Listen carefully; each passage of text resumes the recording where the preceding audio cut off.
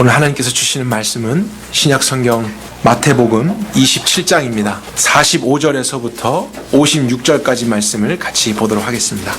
2019년 마지막 주일 말씀입니다. 오늘은 금요일 오후에 있었던 6월절의 사건을 여러분과 나눌 것입니다. 우리가 잘 알듯이 이 6월절 날 예수님이 십자가에서 못 박히시고 죽임을 당하셨죠. 그리고 이제 다음 주 2020년 첫 번째 주일 예배 때 우리는 순서상으로 예수님의 부활에 대한 메시지를 함께 나누게 될 것입니다. 정말 우리가 계획한 것이 아닌데 마지막과 처음을 십자가와 부활에 대한 말씀으로 우리가 맞이할 수 있는 것, 하나님의 어떤 섭리가 아닐까 생각해 봅니다. 세월이 흐르고 연도가 바뀐다고 해서 사실 달라질 것은 없습니다. 해 아래 모든 것은 여전히 똑같습니다. 우리의 다짐도 며칠밖에는 못 가겠죠. 그러나 우리가 예수님의 십자가와 부활을 믿기 때문에 옛 것을 버리고 새 것을 소망하면서 살아갈 수 있는 것입니다. 하나님이 하신 일이 없었더라면 우린 그렇게 살 수 없었을 인생뿐이었을 텐데 우리를 또 말씀으로 인도하시고 그렇게 새롭게 하시는 하나님을 기대해 봅니다. 그래서 오늘도 우리의 마음을 주님에게 맡기고 주님이 인도하시는 대로 올 한 해를 그렇게 마무리하고 또 새롭게 시작할 수 있길 바랍니다. 27장 오늘 본문 45절부터 살펴보도록 할까요? 제6시부터 온 땅에 어둠이 임해서 9시까지 계속되었다고 합니다. 이것을 오늘날 일반 시간으로 바꾸게 되면은요 6을 더하면 되는데 이 6시라고 하는 것은 낮 12시가 되겠죠. 그리고 제9시는 오후 3시가 되는 것입니다. 그렇게 본다면 아직 어두워질 시간이 아닙니다. 대낮입니다. 정오 해가 가장 환하게 비칠 그 시간에 온 세상이 깜깜하게 어두워졌다는 것은 자연적인 현상이 아니었다는 것입니다. 뭔가 특별한 일이, 이해할 수 없는 초자연적인 일이 이 시간에 온 땅 가운데 임했다는 것을 우리가 생각해 볼 수 있죠. 왜 갑자기 어두움이 찾아왔을까? 이것에 대해서 이제 여러분과 살펴볼 것입니다. 제9시쯤에 이제 오후 3시가 됐을 때 예수님이 크게 소리를 지르시면서 엘리 엘리 라마 사박단이라고 하셨습니다. 이것은 히브리어와 아람어가 같이 합쳐진 것인데요. 엘리 엘리라는 것이 히브리어로 나의 하나님 이런 뜻입니다. 그리고 라마 사박단이는 아람어인데 어찌하여 나를 버리셨나이까 이런 뜻이죠. 3시간 동안 온 땅의 어둠이 덮인 후에 예수님이 큰 목소리로 외치시는 것이 나의 하나님 어찌하여 나를 버리시나이까 이런 부르짖음이었습니다. 하나님 아버지와 아들 예수님 간에 어떤 문제가 생겼다는 것을 우리가 이 대화를 통해서 알 수 있습니다. 요한복음 17장에 보면은 예수님이 십자가에 달리시기 전에 하나님 아버지께 직접 이런 기도를 하셨던 장면이 있습니다. 아버지께서 내 안에 내가 아버지 안에 있는 것 같이 저희도 다 하나가 되게 해주십시오. 내게 주신 영광을 내가 저희에게 주었사오니 이는 우리가 하나 된 것 같이 저희도 하나가 되게 하려 함이니이다. 그래서 하나님 아버지와 아들 예수님은 언제나 하나이시다라는 것을 말씀하셨습니다. 어느 정도의 하나냐면요, 영원에서부터 영원에 이르기까지 하나입니다. 어떠한 것으로도 분리될 수 없는 완전한 하나입니다. 두 인격의 하나님은 완전한 사랑 안에서 한 하나님으로 존재하셨고 존재하시고 앞으로도 존재하실 것입니다. 그래서 사실 우리가 믿는 하나님은 연합된 하나의 하나님, 삼위일체의 하나님이죠. 세 하나님을 믿는 게 아닙니다. 완전한 연합으로서 분리될 수가 없는 하나로 계시는 한 하나님이시기 때문에 우리는 유일하신 하나님을 믿는 것이죠. 그러나 그 하나님의 본질 안에 세 개의 다른 퍼슨이 있습니다. 위격이 있습니다. 아버지와 아들로서 또 성령님으로서 계시는 이 하나님. 그래서 그 하나이신 하나님을 생각할 때 아버지의 뜻이 아들 예수님의 뜻이고요. 하나님 아버지의 말씀이 곧 예수님의 말씀일 수밖에 없습니다. 두 분은 언제나 하나, 모든 것이 하나. 그렇게 계셨던 분이기 때문이죠. 근데 오늘 본문에서 충격이 되는 것이 무엇이냐면 예수님께서 나의 하나님, 나의 하나님, 어찌하여 나를 버리시나이까. 고통스러워하고 외치시는 그 장면에서 언제나 하나였던 두 분의 관계 가운데 분리가 생겼음을 발견하게 됩니다. 마치 아버지 하나님께서 아들을 버리신 것 같이, 떠나신 것 같은 분리 현상이 일어나는 것입니다. 지금 예수님이 고통스러워하는 것이 십자가 위잖아요. 이미 십자가에 못 박혀서 달리신 상태입니다. 그러면 십자가 때문에 어떤 문제가 생겼다는 것을 우리가 생각해 볼 수 있습니다. 십자가가 있기 전에는 한 번도 이런 일이 있은 적이 없고 있을 수도 없었는데 이 십자가에서 도대체 무슨 일이 생겼길래 분리되실 수 없었던 완전한 하나였던 하나님 아버지와 아들 예수님이 분리되는 것 같은 일이 생겼을까? 예수님이 그렇게 고통스러워 하셨을까?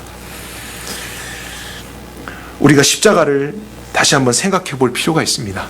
로마 사람들은 이 십자가를 단순히 한 죄수를 벌하게 되는 형벌 도구로서 생각했지만 하나님은 이 십자가를 구약의 제단으로 삼으셨습니다. 그리고 예수님을 모든 사람의 죄를 속하기 위한 어린 양, 희생 제물로 십자가에 달리게 하신 것이죠. 영적인 의미가 그 안에 함께 있었던 것입니다. 그리고 그 예수님께 모든 사람의 죄를 전가시키는 트랜스퍼하는 일이 있었던 것입니다. 그래서 원래는 죄가 없으신 분인데 그분은 죄인으로서 십자가에 달리셨던 것입니다. 그분의 죄가 아닌 우리의 죄를 대신해서 죽으시는 대속적인 죽음과 죄인 된 신분이 된 것입니다. 근데 생각해 보십시오. 하나님과 예수님이 언제나 하나일 수밖에 없었던 이유, 그것은 두 분 안에 죄가 없었기 때문입니다. 죄는 언제나 나누게 되죠. 분리시키는 힘이 있습니다. 그러나 두 분은 거룩하시기 때문에 죄가 없으신 분이기 때문에 완전한 하나가 가능했던 것입니다. 그리고 그 거룩성은 절대로 사라지는 것이 아니고 영원한 거룩이기 때문에 영원토록 하나이실 수밖에 없는 분, 완전한 것이죠. 그런데 십자가에서는 하나님과 예수님의 관계가 분리된 것입니다. 왜냐하면 저와 여러분의 죄 때문입니다. 우리의 죄 때문이에요. 나의 죄 때문에. 그것이 예수님의 몸 안에 전가되기 시작하자 하나님은 더 이상 예수님과 이전과 같은 관계로 계실 수가 없었던 것입니다. 하나님은 여전히 거룩하신 분대로 계시지만 아들 예수님께는 죄가 들어옴으로써 죄를 담당할 신분이 됐기 때문에 하나님과 분리될 수밖에 없었던 것이죠. 그리고 죄에 대한 하나님의 진노가 부어지기 시작합니다. 공의롭고 정의로우신 하나님은 절대로 죄를 그냥 두실 수 없습니다. 그분의 법대로 심판을 하셔야만 하나님이시기 때문에 예수님께 지금 하나님의 진노가 부어지고 있었던 것입니다. 그래서 낮 12시부터 3시까지 온 땅이 캄캄해졌다, 어두움이 임했다는 것은 그 시간에 어떤 현상이 일어나는 것으로 우리가 생각해 볼 수 있냐면요, 바로 예수님께 죄가 전가되고 하나님의 진노의 심판이 그 죄 가운데 쏟아진 것으로 생각해 볼 수 있는 것입니다. 죄가 있는 곳에는 빛이신 하나님이 또 함께 할 수 없잖아요. 그래서 하나님이 떠나시고 그 땅에는 어둠이 임하게 되고 하나님의 진노와 심판이 그 어둠으로 그 땅 가운데 임하게 된 것입니다. 처음으로 하나님과 분리됨을 경험했던 예수님은 그 십자가상에서 나의 하나님, 나의 하나님, 어찌하여 나를 버리시나이까, 그렇게 외칠 수밖에 없었던 것입니다. 예수님은 채찍에 맞고 또 손과 발에 못이 박힌 채로 십자가에 매달리셨습니다. 그분은 이 땅 가운데서 완전한 사람으로 사셨기 때문에 우리와 똑같은 육체적인 고통을 느끼셨습니다. 그러니까 예수님이라고 해서 채찍에 맞는 것이 쉽고 십자가에 못 박혀서 피 흘리는 것이 간단했던 것 아닙니다. 우리 육체가 손가락 하나 다쳐도 온몸에 그 아픔을 함께 느끼듯이 예수님이 받으신 육체적인 고난은 우리가 생각할 수 없는 정말 끔찍한 고통이었을 것입니다. 그런데 이 십자가의 장면을 볼 때요, 그 고통이 아닌 것은 아니지만 예수님은 그것 때문에 큰 소리로 외치신 적은 없었습니다. 오히려 하나님과의 영적인 분리로 인해서는 말할 수 없는 고통과 아픔을 경험하시며 나의 하나님 어찌하여 나를 버리시나이까, 이렇게 외치신 장면을 우리가 보게 됩니다. 우리가 이것만으로도 하나님이 주시는 메시지를 발견할 수 있다고 생각합니다. 원래 우리 모든 인간은 하나님과 분리되어 살아가는 것이 가장 고통스러운 것입니다. 그것이 우리의 가장 큰 아픔이고 문제입니다. 우리는 영적인 존재이기 때문에 하나님과 함께 하도록 창조되었습니다. 그 위에 이제 흙으로서 육체가 입혀진 것이죠. 근데 죄는 하나님과 우리를 분리시켰고요. 그리고 죄는 분리된 채로도 잘 살 수 있다는 거짓을 믿게 만들고 있습니다. 이것은 속임입니다. 하나님 없이 사는 것이 너무나 당연해진 것, 편안해진 것, 여러분 이것은 잘못된 것입니다. 죄가 우리를 속이는 거예요. 완전한 인간이셨던 예수님은 그것이 얼마나 끔찍한지를 아셨고 그것이 가장 큰 고통임을 아셨기 때문에 이렇게까지 표현하셨어요. 육체의 고통도 있었지만 어떻게 보면 인간이 경험할 수 있는 가장 극한 고통을 육체적으로 경험하셨지만 그것보다 더 크게 그분이 보셨던 것은 영적인 고통이었습니다. 하나님과의 분리. 단 한순간도 그 분리된 채로 살아가는 것은 끔찍한 일인데 우리 모든 죄인들은 그것이 너무나 편안하고 당연한 채 살아가고 있으니 얼마나 절망입니까? 어둠 속에서 늘 어둠을 추구하고 죄 가운데서 늘 죄를 먹고 마시며 살아갈 수밖에 없는 비참한 존재가 저와 여러분입니다. 하나님과 떨어진 채로 하나님 없이 살아가는 게 너무 일상이 되어서요, 이제 그 영적인 감각이 마비되었습니다. 우리의 삶이 불안하고 어렵다고 느껴지는 것, 우리 인생이 참 힘들다 느껴지는 것은 상황과 문제 때문만은 절대로 아닙니다. 우리가 더 열심히 살지 않아서도 아닙니다. 본질적으로는 우리 인생이 하나님과 함께하지 않았기 때문에 어려운 것입니다. 하나님이 없는 삶을 계속 추구하기 때문에 고통이 있는 것입니다. 외로운 것입니다. 힘든 것이에요. 근데 하나님과 분리된 채 우리가 또 혼자 힘으로 열심히 살아가느냐? 사실 또 그렇지 않고요. 의지할 다른 어떤 대상을 찾아가기 시작합니다. 그래서 우리는 하나님이 아닌 다른 것들을 붙잡잖아요. 그것이 어떤 사람이 될 수도 있고 나의 지식이 될 수도 있고 물질이 될 수 있습니다. 성경은 그것이 바로 우상 숭배라고 이야기하는 것이죠.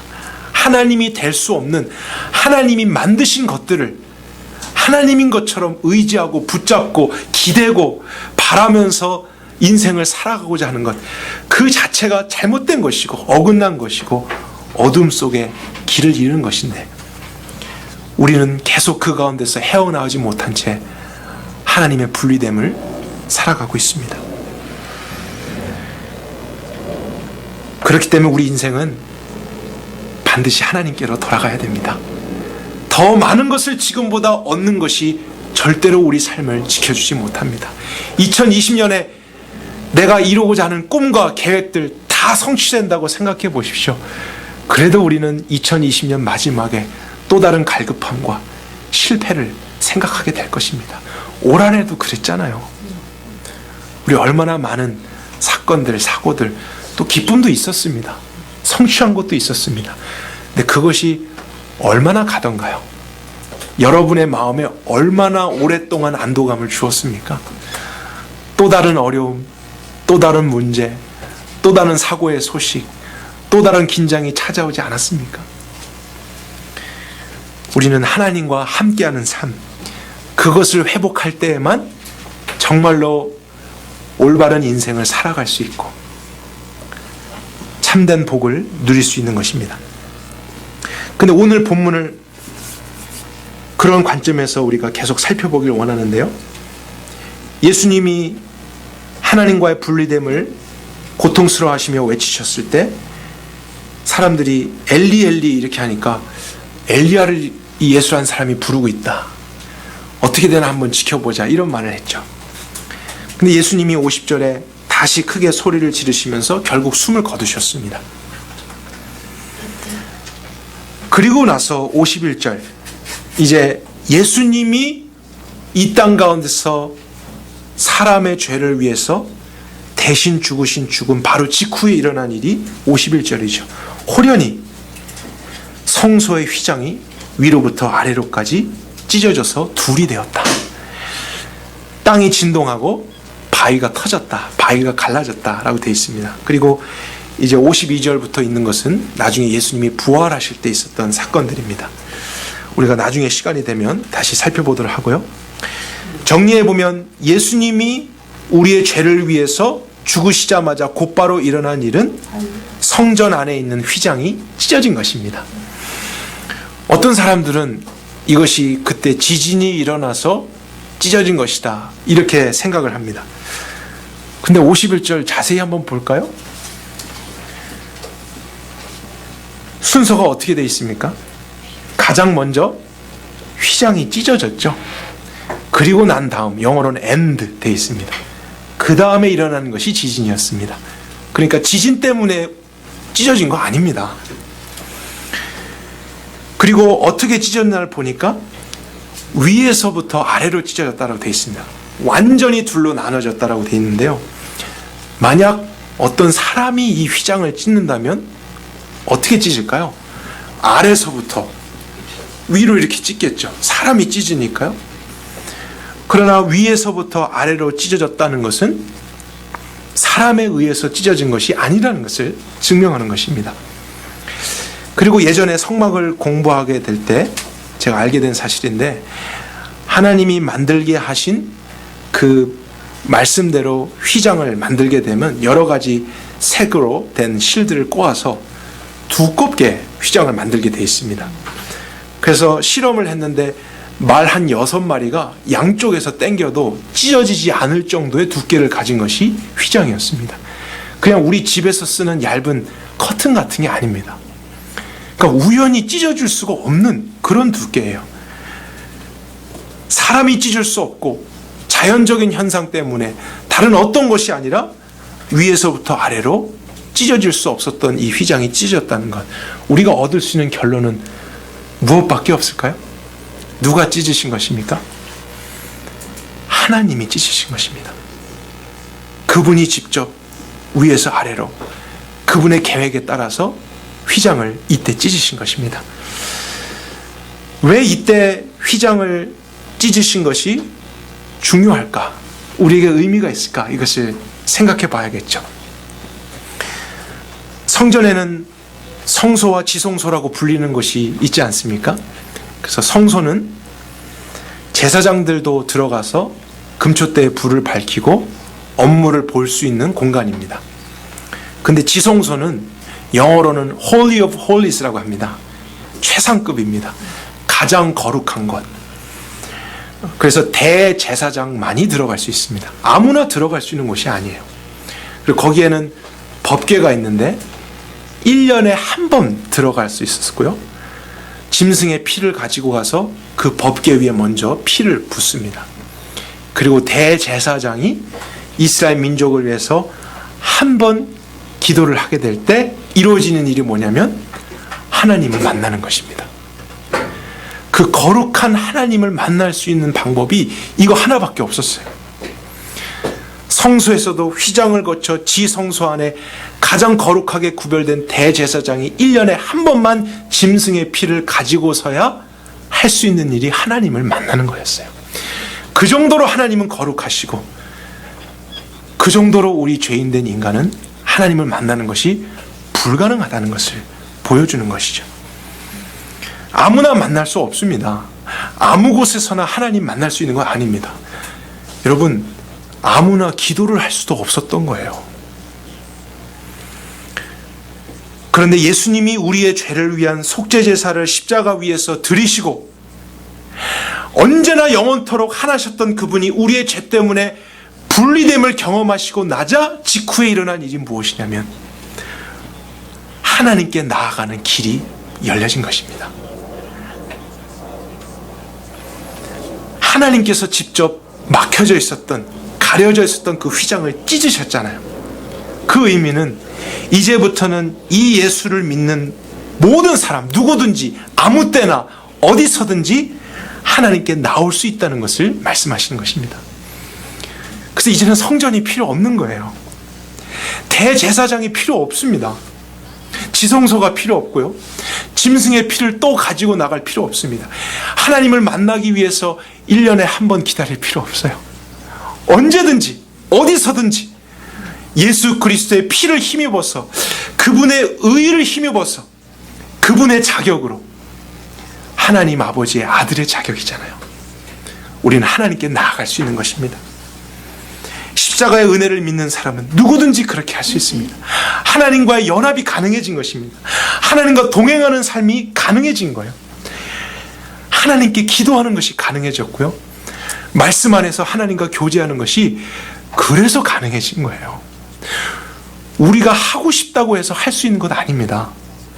오늘 예배를 이렇게 자유롭게 드릴 수 있는 것, 성경 말씀을 보면서 하나님을 찾고 예배하고 기도할 수 있는 모든 것의 근거도 예수 그리스도예요. 그분의 십자가예요. 우리를 위해서 대신 그 모든 것을 이루어주신 그분의 은혜 때문에 우리는 하나님과 함께하는 삶이 된 것입니다. 우리가 십자가에서 이루어진 일을 그래서 정확하게 이해할 필요가 있습니다. 다시 두 가지로 정리를 하면, 첫째는 십자가에서 우리의 죄에 대한 용서가 이루어진 것이죠. 대속의 죽음입니다. 원래는 내가 그 어둠 가운데서 하나님의 진노를 받아야 됐는데 예수님이 대신 받으신 것입니다. 그래서 나는 죄 용서를 받고 씻겨진 것입니다. 놀라운 것이죠. 그래서 오늘도 우리가 찬양했잖아요. 속죄함 속죄함 주 예수 내 죄를 속했네. 할렐루야 소리를 합하여 함께 찬송하세. 그 피로 속죄함 얻었네. 예수님 때문입니다. 그러나 우리가 더 깊이 십자가를 봐야 되는 부분은 이 죄 용서함은 사실 너무나 시작에 불과한 하나의 축복이라는 것입니다. 죄 용서함이 축복이 아닌 것은 아니지만 그것이 전부가 아니에요. 근데 제 개인적으로 너무 답답한 현실은 많은 찬송가들이 죄 용서함과 속죄에 대한 찬양은 많이 하는데 그것이 목적하고 있는 것에 대한 찬송이 많이 없다는 것을 발견했어요. 우리의 죄를 용서해 주신 이유, 죄인된 우리를 깨끗하게 하신 이유, 우리를 의인의 신분으로 바꿔주신 이유가 무엇이겠습니까? 하나님과 연합이에요. 하나님과 함께 할 수 없는 분리된 우리였는데, 그래서 생명에서 떠났고 빛에서 떠났고 축복에서 떠난 우리였는데 그 하나님께로 돌아가게 하려고, 하나님과 연합되게 하려고, 그래서 그 영원하신 하나님과 영원한 연합의 관계 안에서 우리도 함께 살게 하시려고 우리의 죄를 먼저 용서하신 거예요. 죄가 있는 채로는 연합할 수 없기 때문이죠. 죄인으로서는 거룩하신 하나님과 함께 할 수 없기 때문에 그 부분은 예수님이 담당하시고 예수님이 친히 분리를 경험하면서 영원한 고통 가운데 그 저주를 이제 받아주시고 이제 우리는 용서되어서 마치 예수님처럼 하나님 아버지와 절대로 분리될 수 없는 완전한 하나의 관계 속으로 들어가게 된 것입니다. 그러니까 우리가 더 찬양해야 될 것은 사실은 하나님과의 연합입니다. 하나님을 얻은 것입니다. 하나님과 함께하는 삶의 축복을 받은 거예요. 주 예수와 동행하니 그 어디나 하늘나라. 그래서 천국의 개념은 바로 이런 것입니다. 그 복의 근원이시고 능력의 근원이시고 지혜의 근원이시고 모든 것의 시작과 끝이 되시는 하나님과 하나가 되었기 때문에 그것이 이 땅에서부터도 누려지고 영원한 곳에서도 누려지는 것이죠. 천국입니다. 여러분 기억하세요. 참된 신앙은, 우리 기독교의 참된 신앙은 하나님으로부터 내가 필요한 무엇을 계속 얻어내는 이런 것 아닙니다. 물론 우리의 필요를 구할 수 있지만 가장 궁극적인 것은 하나님 그분을 얻게 되는 것입니다.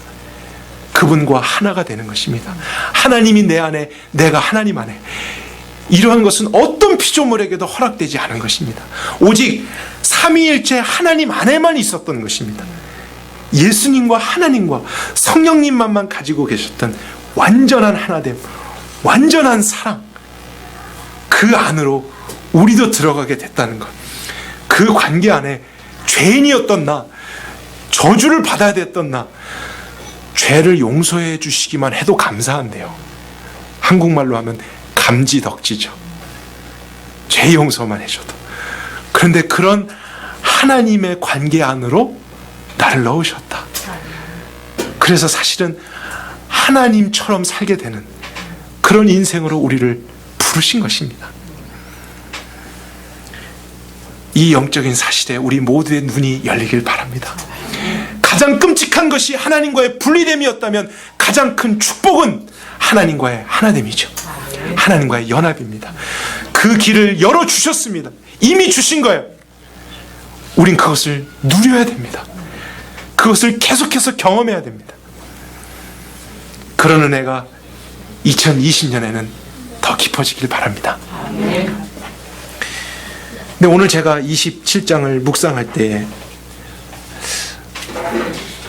한 가지 생각했던 것이 있어요.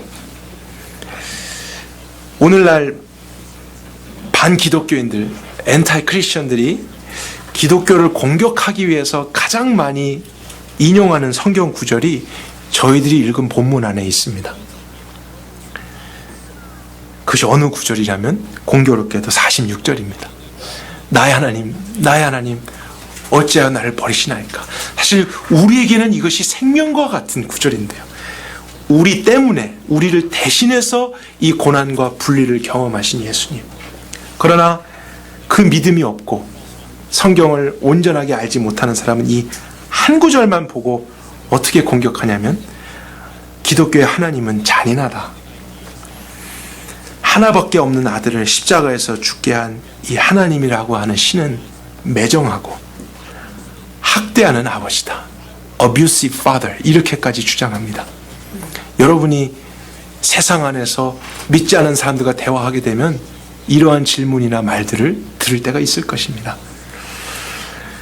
그러나 우리는 알고 있죠. 그리고 그럴 때 확실하게 답변을 해줄 수 있어야 됩니다.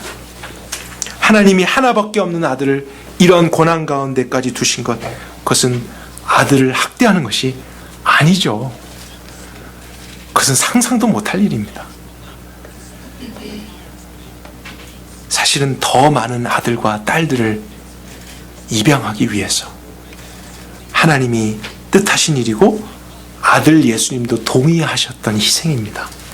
그리고 그 이후에 영광스럽게 부활하실 일도 계획된 것이죠. 또한 우리를 향한 하나님의 사랑의 크기가 무엇인지를 알게 하는 사건입니다. 아들마저도 내어주셨던 하나님의 사랑. 우리 인생에 있어서 부모가 자녀를 향한 사랑보다 더 큰 것이 어디 있겠어요?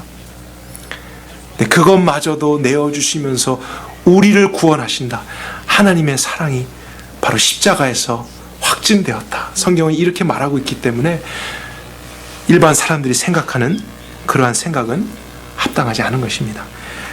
그럼에도 불구하고 우리가 조금 더 성경적으로 확실하게 알기 위해서 이 부분을 확장해서 살펴보겠습니다. 예수님이 나의 하나님 어찌하여 나를 버리시나이까 이렇게 외치셨던 것은 실제로 그 순간 죄로 인해 하나님과의 분리됨을 경험했던 예수님의 고통이었습니다. 근데 동시에요, 이것은 시편 22편의 말씀을 성취하시는 하나의 사건이기도 했습니다. 그래서 우리가 시편 22편을 같이 한번 찾아보도록 하겠습니다.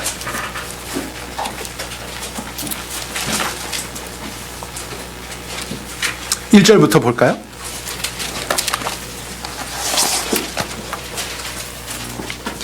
내 하나님이여 어찌하여 나를 버리셨나이까? 어찌 나를 멀리하여 돕지 아니하시며 내 신음소리를 듣지 아니하시나이까? 정확하게 예수님 하신 말씀이죠. 근데 원래는 다윗이 자신의 고난 중에 하나님께 고백했던 내용입니다. 근데 그는 하나님의 감동에 의해서 앞으로 오실 구원자 예수님의 고난을 예언하고 이런 시를 수천 년 전에 쓰게 됐던 거예요. 2절 볼까요? 내 하나님이여 내가 낮에도 부르짖고 밤에도 잠잠치 아니하오나 대답하지 아니하시나이까? 정말 그 하나님과 분리된 것 같은, 하나님이 나를 버리신 것 같은 고난이 있습니다. 다윗의 고백처럼 예수님도 마찬가지였죠. 마치 아버지께 버림을 받아서 절규하는 것처럼 보여졌습니다. 하지만 3절을 볼까요? 그러나로 시작되잖아요. 그렇죠? 반전입니다. 그러나 이스라엘의 찬송 중에 거하시는 주여, 주는 거룩하시나이다. 우리 조상들이 주께 의뢰했고 의뢰하였으므로 주께서 저를 건지셨나이다. 저희가 주께 부르짖어 구원을 받고 주께 의뢰하여 수치를 당치 아니하였나이다. 계속되는 내용을 보니까 어떻습니까? 1절과 2절만 보면 불평하고 절규하고 하나님 왜 이렇게 하셨어요? 힘들어하는 고백 같지만 사실 시편 22편을 살펴보니까 고통스러워하고 불평하는 내용이 아니죠. 현재적인 그런 고난과 하나님이 마치 버리신 것 같은 아픔과 고난이 있지만 결국에는 그 고난 중에서 주님을 의지하는 자에게 모든 것을 선으로 바꾸시고 구원하시는 하나님이 계시다는 소망을 노래한 것이 바로 시편 22편입니다. 그러므로 예수님이 십자가에서요, 그 순간 이 22편의 1절을 큰 목소리로 외치셨던 것은 그곳에 있던 사람들에게 어떤 전달되는 메시지가 있었던 것이죠. 그들에게 시편 22편의 내용을 상기시키게 하기 위해서였습니다. 그래서 내 하나님 어찌하여 나를 버리셨나이까 이렇게 불평하듯이 이야기한 게 아니라 이 시편을 생각해 보아라. 이런 일이 있지만 그러나 결국에는 고난 중에서 주를 의지하는 자를 그분은 구원하신다. 그 소망을 너희들이 꼭 가져야 된다는 것을 직접 전달해 주신 것입니다. 그리고 그렇게 자신을 구원하실 아버지를 신뢰하기 때문에 십자가 위에서도 이 시편을 노래하신 것이죠. 고난 중에서 노래하셨습니다. 찬양하셨습니다. 왜냐하면 하나님이 그런 분이시기 때문이죠. 6절부터 보겠습니다. 나는 벌레요 사람이 아니라 사람의 치욕거리 백성의 멸시거리이니다. 나를 보는 자는 다 비웃으며 입술을 내밀고 머리를 흔들며 저가 여호와께 의탁하니 구원하실걸, 그가 저를 기뻐하시니 건지실걸 하나이다. 이 내용이 정확하게 예수님께 이루어지지 않았습니까? 십자가에서 사람들이 이렇게 조롱하고 멸시하고 예수님을 무시했었습니다. 15절 내 힘은 말라 질그릇 조각 같고 내 혀는 이틀에 붙었나이다. 주께서 또 나를 사망의 진토에 두셨으니 개들이 나를 에워싸고 악한 무리가 나를 둘러 내 손과 발을 찔렀나이다. 어떻게 이렇게 똑같은 내용을 수천 년 전에 기록할 수 있었을까요? 손과 발을 찔렀다. 예수님이 지금 십자가 위에서 손과 발이 찔리신 채로 달려 계십니다. 그리고 18절도 우리에게 알게 하는 내용이 있죠. 내 겉옷을 서로 나누며 속옷을 제비 뽑나이다. 이것도 복음서에 보면은 누가복음이나 요한복음 같은데 로마 군인들이 예수님을 십자가에 단 후에 그분의 겉옷과 속옷을 제비 뽑아서 나누게 되는 일이 있습니다. 정확하게 시편 22편의 모든 말씀들이 예수님 안에서 성취되고 있었습니다. 그렇다면 예수님이 성취하신 것은 22편의 일부만이 아니라 절반적인 내용만이 아니라 그 이후에 있을 내용도 성취하셨을 것 아니겠습니까? 그것을 생각해야죠. 고난이 있었지만, 그런 무시와 조롱과 핍박이 있었지만 결국에는 어떻게 되는가? 이제 후반부도 살펴볼까요? 22절입니다. 내가 주의 이름을 내 형제들에게 선포하고 회중 가운데서 주를 찬송하리이다. 그래서 저는 주의 이름이라는 것을 생각해 보았습니다. 바로 예수님께서 이 땅 가운데 오실 때 아들을 낳으리니 그 이름을 예수라 하라. 그 뜻은 그가 구원하신다잖아요. 그래서 예수님, 그분의 이름을 형제들에게 선포하고 회중 가운데서 주를 찬송하리이다. 그리고 그분을 통해서 구원이 올 것에 대한 많은 암시들이 나머지 내용 안에도 있습니다. 27절 같은 경우 땅의 모든 끝이 여호와를 어떻게 한다고요? 기억하고 그 다음에 어떻게 됩니까? 돌아옵니다. 열국의 모든 족속이 주 앞에 경배하고 이는 그 나라가 여호와의 것이고 그가 열국 중에서 다스릴 것이다. 여러분, 사실 이 세상에 있는 모든 사람들은 하나님께 돌아올 수가 없었습니다. 하나님을 잊었습니다. 죄로 인해서 분리됐고 죄 가운데서 어둠이 어둠인 줄도 모르고 살았습니다. 속임을 당했습니다.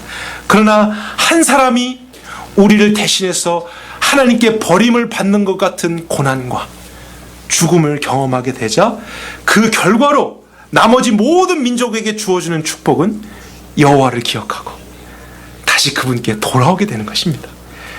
그리고 그분을 인정하고 경배하고 그분의 나라가 되는 것입니다.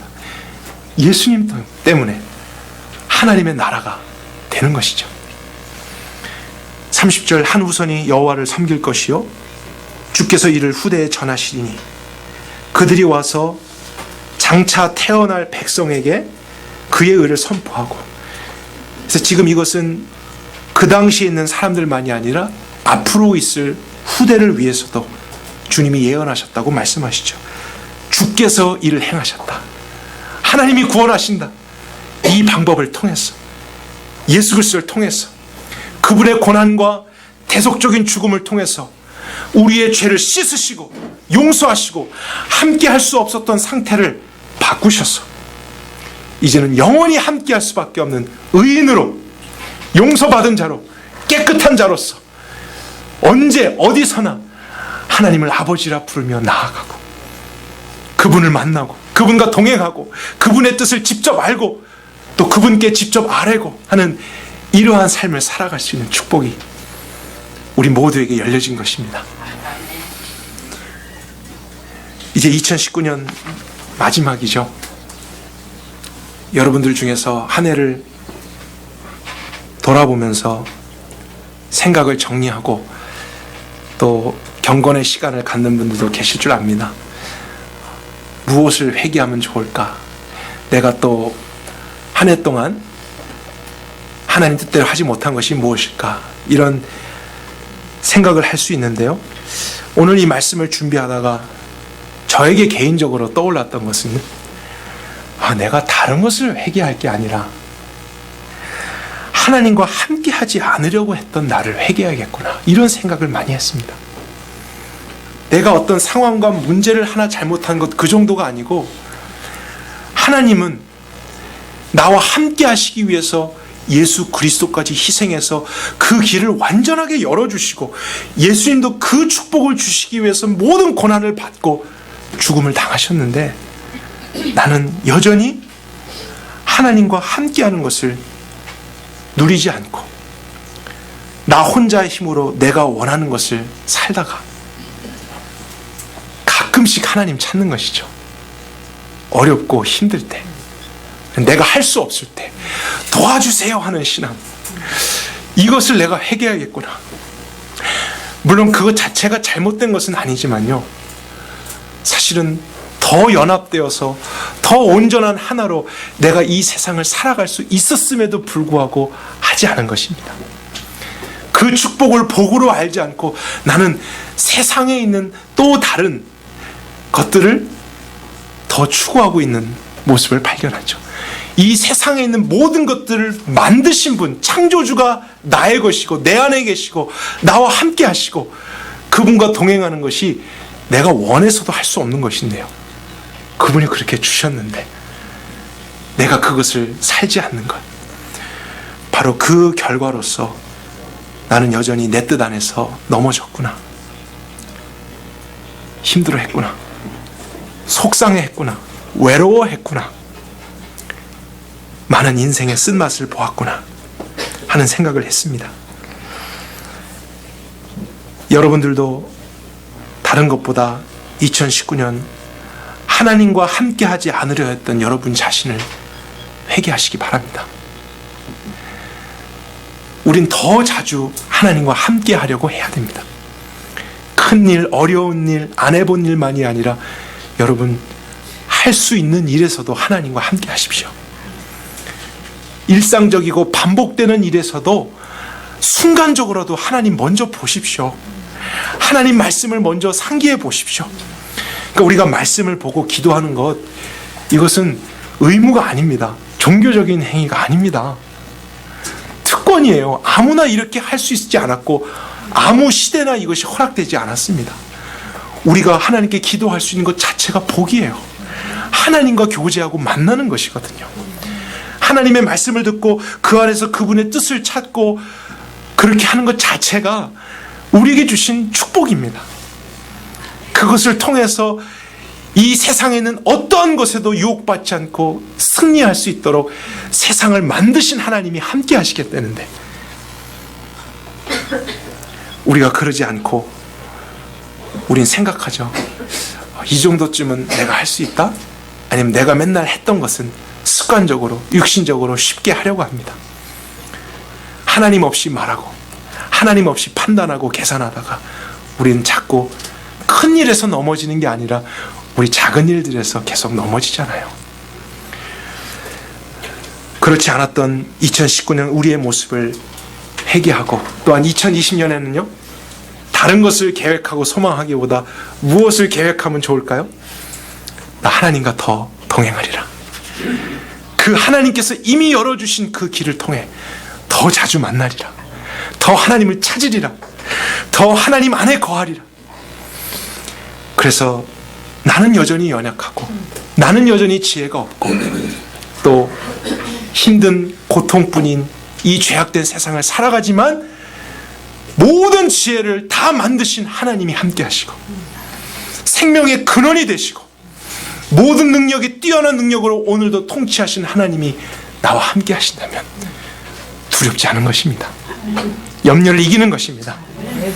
우리가 이 신앙으로 2020년을 힘있게 걸어갈 수 있길 바랍니다. 그리고 여러분의 이 믿음이 여러분 가정 안에서도 공유되길 바랍니다. 자녀들에게도, 배우자들에게도, 부모님들에게도 우리가 많은 축복을 빌어주지만 다른 것보다 하나님과 더 동행하는 축복이 2020년에 있길 바랍니다.